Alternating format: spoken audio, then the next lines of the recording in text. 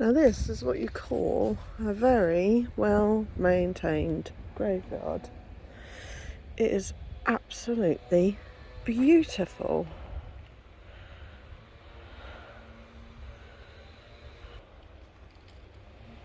I mean, look at these. These are amazing.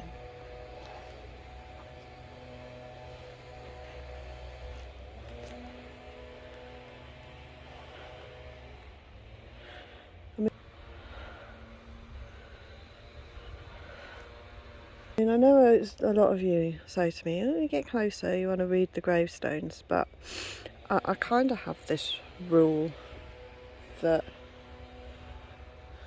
the newer graves I don't want to film, because I think it's a bit disrespectful to the families, because a lot of them are living,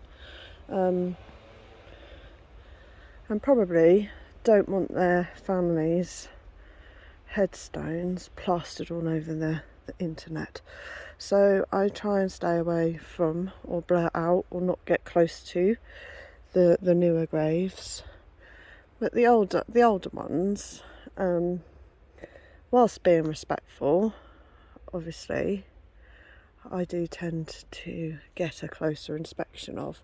I think it's just about respect, really, isn't it? It's about respecting that whilst every death is a loss, the newer deaths are far more raw. So my rule of thumb is the year 1978, I think. Anything sort of before that is fine. Anything after that I tend to stay away from or glance over. But here, look, I mean, I'm not going to get close to that one because that's a new one, but you can see when the gravestones like this, and let me find one, there's one over there as well, you can kind of see the grey one, I'm not going to get close to that either, but when the coffins tend to rot and they have heavy things on top of them, that's when you see the tilt, because the ground collapses in on itself. Here, look, I can, mind you, that's quite an old one, but that's if you look here, look, can you see how they've all it's tilting? Well, that's ground movement, which is obvious. I mean, and here's a good example of a rotted, you can see where the coffins have rotted because the ground has sunk. So many a times when you're walking through a graveyard and there's no headstone and you see something like that, it tends to mean that it has rotted away, and so the ground has sunk with it. And when you hear of me, when I say I've fallen in graves, that's tend to what I mean, because half the time you can't see if there's no gravestone and you're filming and you're trying to do a lot of looking about, and I do tend to fall in a lot of unmarked graves, or it's just the hazards of graveyard exploring, I think. But here there's a lot of examples, as you can see, excuse my sniff, of magpie. Hello, Mr. Magpie. Is that what, I think that's what you meant to say, not sure. But the newer ones are over there, and some of them are fantastic.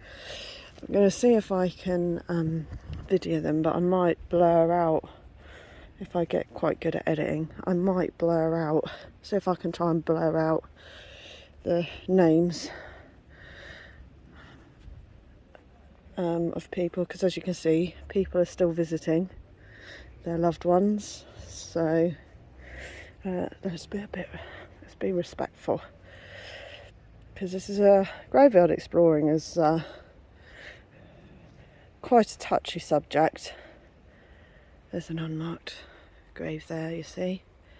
That looks fairly new. Got some in the shrubland. Yes, so graveyard exploring is quite an unusual thing to do, and you have to make sure that you're very respectful.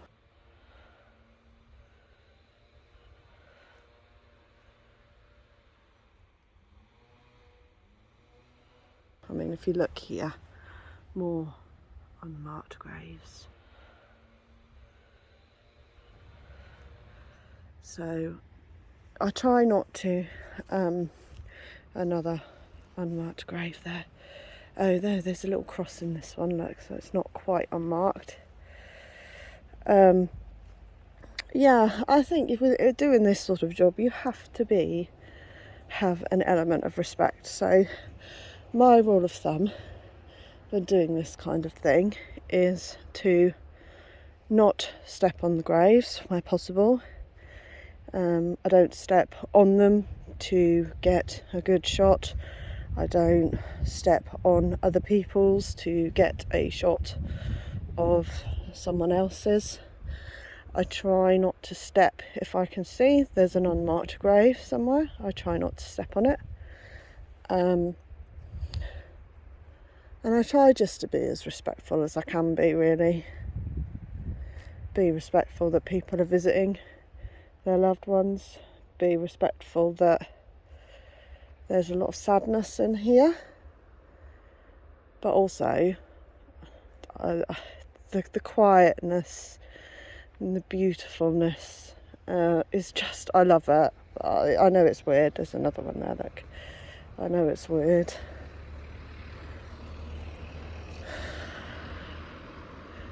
So there looks like there's some above graves there.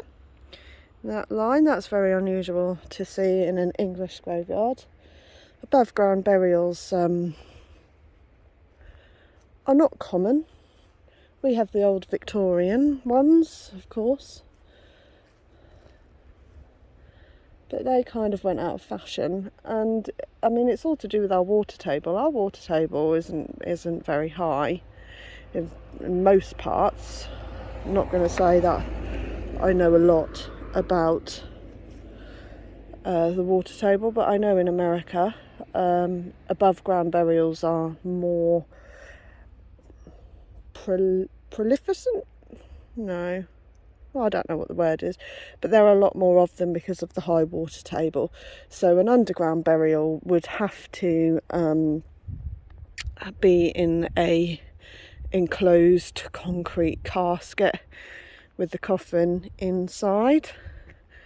So there's not a lot, you know, they try to have less water damage. I know I'm waffling a bit, but I am doing this ad hoc. I am here on my own. So, I mean, these are new ones here. So these ones look fairly empty. There looks like there's going to be some more down there. So the coffins, these are very new, so I'm going to try not to show names, but I'm going to show you the unmarked ones. So the coffins are put behind this, and they stay above ground.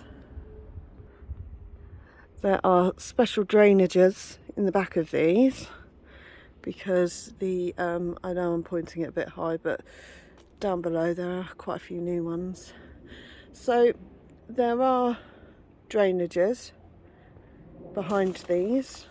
If we can, I don't think there's much to see behind there, but they kind of slope, no, which is quite good really. They kind of slope downwards at an angle, because when obviously decomposition, that has to run out. So they're very well sealed at the front, and then at the back they have like a drainage for the decomposition to run out and down, if there is any, if it leaks out of the coffin.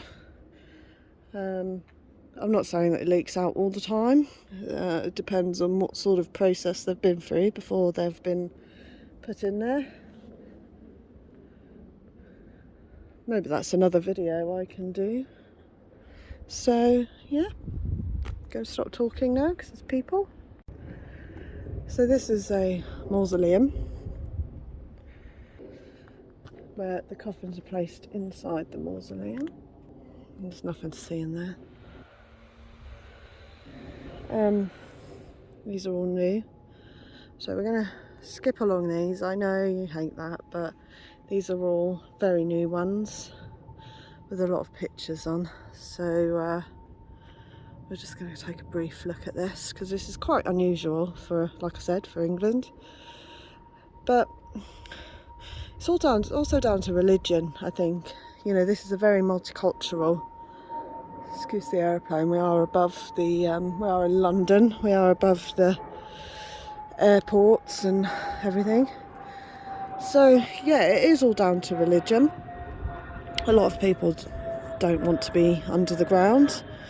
A lot of people would prefer to be above ground. Look at all these. Beautiful. So beautiful. And it's hard to believe that in a few years' time, all of these are possibly going to look like the Victorian ones, and someone like me is going to be walking around and pointing out all the old graveyards, and they're going to look like the ones that we're possibly going to look at a bit later on, the ones we can actually examine closely. Yes, now a lot of these are different faiths and different religions. Hang on a minute, I'm just going to pause the video because I'm going to stand those flowers up. Hang on a minute, where they fell down. I don't know whose they are, but I'm going to stand them up anyway. Hang on a second. There we go, all done. All done. So yeah, we've come to sort of the end of that row.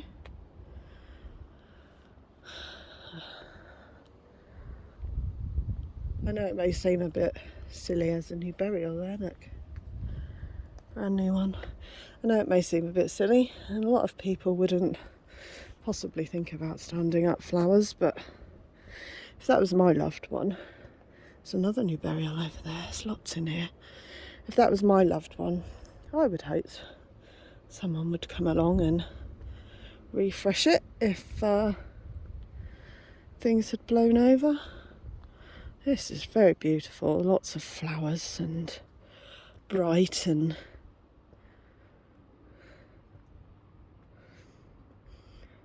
people spend huge amounts of money on their loved ones. Grabbing. Look at this, beautiful flowers. Absolutely amazing garden.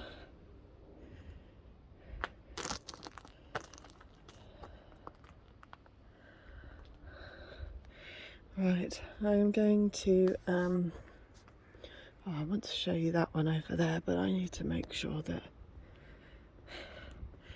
some of these are just so beautiful. So I'm going to look at that one. I'm going to take some videos of them, see if I can blur out the names and the pictures. If I can't, then I'm sorry, but you won't get to see them. But if I can, then I will show you.